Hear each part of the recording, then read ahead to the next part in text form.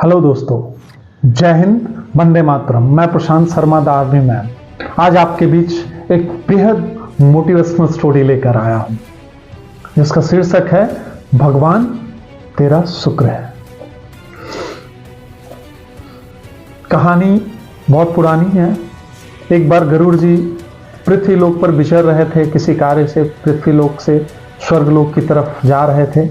रास्ते में उन्होंने देखा कि मरुस्थल में एक छोटी सी चिड़िया, चारों तरफ पूरा रेत है, धूप है और उसमें वो एक छोटी सी चिड़िया तड़प रही है। संयोगवश उस चिड़िया ने भी गरुड़ भगवान को देख लिया। उन्होंने उस छोटी सी चिड़िया ने बड़े आर्द्र पुकार के साथ गरुड़ जी को पुकारा। चूंकि ये पक्षियों के राजा थे, ये तुरंत नीचे पहुंचे, उनसे उसके कष्ट का कारण जानना चाहा। तो उसकी हालत बहुत ही दयनीय थी।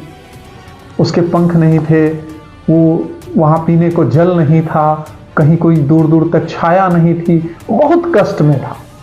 तो उस पक्षी से पूछे गरुड़देव, बोले बताओ क्या बात है। तो उसने पूछा कि आप कहाँ जा रहे हैं। गरुड़देव जी ने कहा कि मैं स्वर्गलोक जा रहा हूँ। तो उस छोटे से पक्षी ने कहा कि प्रभु, भगवान से मेरे बारे में एक छोटा सा प्रश्न कर लीजिएगा। बोले हाँ बताओ, कर लेंगे, कोई बात नहीं। तो उसने कहा कि भगवान से पूछिएगा कि मेरा ये कष्ट कब तक चलेगा। ये मत पूछिएगा कि मैं स्वर्ग कब आऊंगा, बस इतना पूछ लीजिएगा कि ये कष्ट मेरा कब तक चलेगा। गरुड़ जी बोले ठीक है, ओके। ये गरुड़ देव पहुंचे स्वर्गलोक। वहां पर एक देवदूत खड़ा था द्वार पर।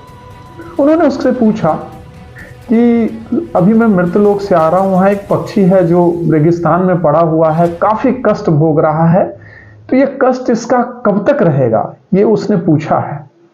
तो देवदूत ने कहा कि प्रभु, ये तो पिछले जन्म में बहुत ही क्रूर व्यक्ति था और इसने बहुत सारे लोगों को कष्ट दिया है, इसलिए भगवान ने इसको 7 वर्ष की सजा दे डाली है और ये 7 वर्ष में मरेगा भी नहीं, इसको 7 वर्ष यही कष्ट भोगना है।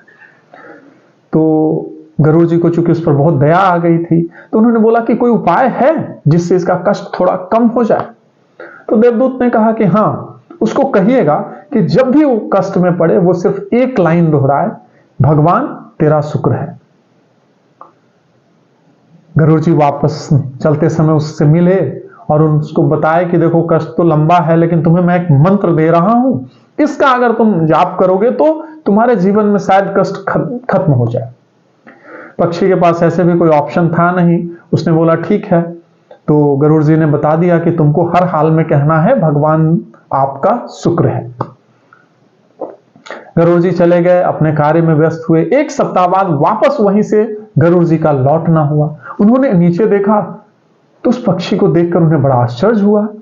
उन्होंने देखा कि वहां छोटी छोटी झाड़ियां उगाई है, एक छोटे से पॉन्ड, छोटा सा गड्ढे में जल भरा हुआ है और सबसे बड़ी बात कि उस पक्षी के भी छोटे छोटे पंख निकल आ रहे हैं। गरुड़ जी को बड़ा आश्चर्य हुआ। स्वर्ग पहुंचे और तुरंत उसी देवदूत के पास पहुंचे और जिज्ञासा के साथ उनसे पूछा कि बताइए देवदूत जी, ऐसा क्या हो गया, वहां तो 7 दिन में ही सब कुछ बदल गया। तो देवदूत ने मुस्कुराते हुए कहा कि ये सारा कमाल उसी मंत्र का है, भगवान तेरा शुक्र है। ये जब भी उड़ने की कोशिश में गर्म रेत पर गिरता तो ये आर्त पुकार के साथ कहता, भगवान तेरा शुक्र है। जब भी यह प्यास लगती और प्यास से बिलबिलाता तो जोर जोर से कहता, भगवान तेरा शुक्र है। और भगवान तो भक्त वत्सल है, अपने भक्त को कष्ट में कैसे देख सकते हैं। भगवान का हृदय पसीज गया और उन्होंने उसकी 7 वर्षों की सजा को 7 दिन में खत्म कर दिया। ये कहानी न तो उस छोटे पक्षी की है, न गरुड़ जी की, ये कहानी हम सभी की है। हम अपने लाइफ में ये कभी नहीं देखते कि हमारे पास क्या है। हमेशा इस बात के लिए भगवान को कोसते रहते हैं कि भगवान ने हमको क्या नहीं दिया है। जिस दिन हम ग्रेटफुल होने लगे, हमारे जीवन में खुशियां बढ़ने लगेगी। हमें एक छोटा सा सर दर्द हो जाए तो हम भगवान को कोसते हैं, लेकिन हम ये नहीं सोचते कि दर्द सिर्फ मेरे सर में है, पूरे बदन में नहीं।